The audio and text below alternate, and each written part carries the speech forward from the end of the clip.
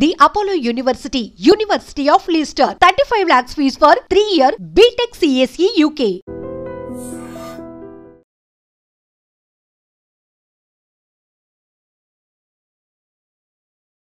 Welcome to iDream news. This is Pavan. Hyderabad లో మరో shocking ఘటన చోటు చేసుకుంది. ఓ భర్త తన భార్య నుంచి నాకు ముప్పుంది, నా ప్రాణాలు పోతాయి, ఏమన్నా అయితే నా భార్య సైడ్ వాళ్ళే రెస్పాన్సిబిలిటీ అని చెప్పేసి మల్కాజ్గిరిలో పోలీసులకి కంప్లైంట్ ఇవ్వడం జరిగింది.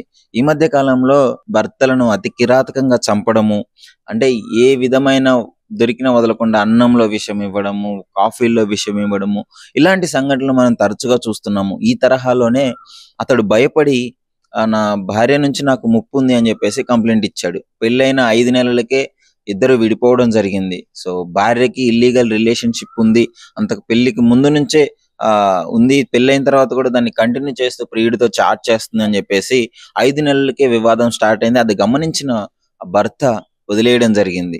సో తర్వాత డివోర్స్ అప్లై చేయడంతో ఈ వెలుగులోకి వచ్చింది ఈ ఘటన అంతా. సో ఏం జరిగిందంటే మల్కాజ్గిరిలోని మీర్జా నగర్ లో ఉండే ఈ రంగయ్య అనే వ్యక్తి రమ్యకృష్ణకి అమ్మే అమ్మతో 2024లోనే వివాహం జరిగింది.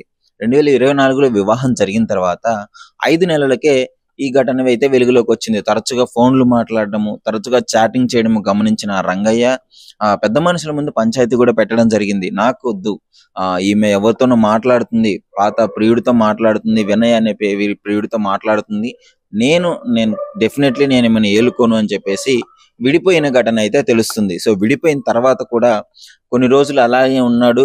ఆమె కూడా ఆ ప్రియుడితో అలాగే కంటిన్యూ చేస్తుంది, చాట్ చేస్తుంది, ఉంటుంది అని చెప్పేసి తెలుసుకున్నాడు. సో ప్రియుడికి పెళ్లి అవ్వడంతో ఆమె ఇంకా మళ్ళీ ఇక్కడికి వాళ్ళ భర్త దగ్గరికి వద్దామని చెప్పేసి ప్రయత్నం చేస్తున్నట్టే తెలుస్తుంది. అంటే ఫస్ట్ భర్త వద్దనుకొని వెళ్ళిపోయింది, తర్వాత ప్రియుడు ఉన్నాడు, ప్రియుడితో కొన్ని రోజులు గడిపింది, జల్సాలు చేసింది. మళ్ళీ తర్వాత ఆ ప్రియుడు వేరే ఆమెను పెళ్లి చేసుకోవడంతో భర్తే దిక్కయ్యాడు. ఇప్పుడు ఆ భర్తని మళ్ళీ దగ్గరికి వెళ్ళాలని చూస్తుంది, కానీ భర్త మాత్రం ముమ్మాటికి నేను ఒప్పుకోను అని చెప్పేసి డివోర్స్ అప్లై చేశాడు. డివోర్స్ అప్లై చేస్తే నేను డెఫినెట్లీ డివోర్స్ ఇవ్వను అని చెప్పేసి, అదేవిధంగా ఆ భార్య వాళ్ళ అక్క బావ కూడా దీనికి సపోర్ట్ చేస్తున్నట్టు చెప్తున్నారు. ముఖ్యంగా వీళ్ళందరూ నన్ను బెదిరిస్తున్నారు, నేను కనుక డివోర్స్ అప్లై చేసి డివోర్స్ తీసుకుంటా అంటే నన్ను చంపేస్తాను అని చెప్పేసి అని అంటున్నారు, నాకు ఆ ప్రాణహాని ఉంది అని చెప్పేసి ఆయన డైరెక్ట్ గా చెప్పడం జరుగుతుంది.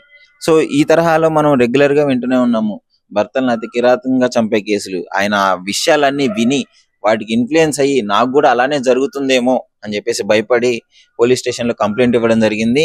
సో కంప్లైంట్ తీసుకున్నారు. ఆయన వీడియో నోట్ కూడా ఇచ్చాడు, ఈ విధంగా జరిగింది, పెళ్ళైన తర్వాత ఆమె అక్రమ సంబంధం పెట్టుకుంది, వేరే వాళ్ళతో రిలేషన్ లో ఉంటుంది అని చెప్పేసి. సో దీనిపైన అసలు మీ అభిప్రాయం ఏంటి? ముఖ్యంగా ఈ మధ్య కాలంలో ఇలాంటి కేసులు రోజుకొకటి మనం వింటూనే ఉన్నాము. ఇది కొంచెం మీరు ముందుగా ఆలోచించి ముందు జాగ్రత్తతో కంప్లైంట్ ఇవ్వడం అయితే జరుగుతుంది. సో ఇది కూడా కొంతమందిని చాలా షాకింగ్ కి గురి చేసే ఘటన అని చెప్పుకోవచ్చు. ఎందుకంటే ఈ మధ్య కాలంలో అసలు భార్యలు వేరే వాళ్ళతో రిలేషన్ లో ఉండడము, దీంట్లో పేరెంట్స్ తప్పు కూడా ఉందని క్లియర్ గా చెప్పుకోవచ్చు. ఎందుకంటే పెళ్లికి ముందు ఆ పాప ఎవరితోన్న రిలేషన్ లో ఉన్నప్పుడు వెంటనే వాళ్ళని గద్దిచ్చి భయపెట్టో ఏది చేసో వేరే వాళ్ళకి పెళ్లి చేసేస్తున్నారు. సో ఇప్పుడు పెళ్లి చేసిన తర్వాత ఆమెకి పేరెంట్స్ దగ్గర నుంచి ఉన్న కష్టాలు, అంటే పేరెంట్స్ దగ్గర ఉంటే కొంచెం రెస్ట్రిక్షన్స్ ఉంటాయి, భర్త దగ్గరికి వెళ్ళిన తర్వాత ఇవేమి ఉండవు కదా. సో భర్త దగ్గరికి వెళ్ళిన తర్వాత తాఫీగా వాళ్ళ లవర్తో మాట్లాడుకుంటున్నారు, భర్తలను చంపేసి ఆ ప్రియుడితో వెళ్ళిపోతున్నారు. సో ఈ తరహాలో పేరెంట్స్ కూడా తప్పు ఉంది. ఏదన్నా ఇంతకు ముందే లవర్ ఉన్నప్పుడు వాళ్ళని మన నచ్చ చెప్పి ఏదో ఒకటి చేయడం చేసుకోవాలి. వెంటనే వేరే వాళ్ళకి అంటగట్టి వేరే వాళ్ళకి పెళ్లి చేయడం వల్ల ఇలాంటి ఘటనలు కూడా జరుగుతున్నాయని చెప్పేసి పలువురు చెప్పడం జరుగుతుంది. సో అసలు ఈ విషయంలో మీ అభిప్రాయం ఏంటి అని చెప్పేసి డెఫినెట్లీ కామెంట్ రూపంలో తెలియజేయండి. స్వామి రంగయ్య నేను ఫిబ్రవరి 28, 2004లో వివాహం చేస్తున్నాను. తర్వాత అమ్మాయికి వేరే అబ్బాయితో వినయ్ అనే అబ్బాయితో లైంగిక సంబంధం నేను డైవర్స్ అప్లై చేశాను. కాకపోతే ఆ అబ్బాయికి పెళ్లి అవ్వడం వల్ల మళ్ళీ అమ్మాయి నాకు ఉంటాననేసి మళ్ళీ నన్ను ప్రేమించి డివోర్స్ పేపర్లు విత్డ్రా చేసుకోమని చేస్తుంది. నా లైఫ్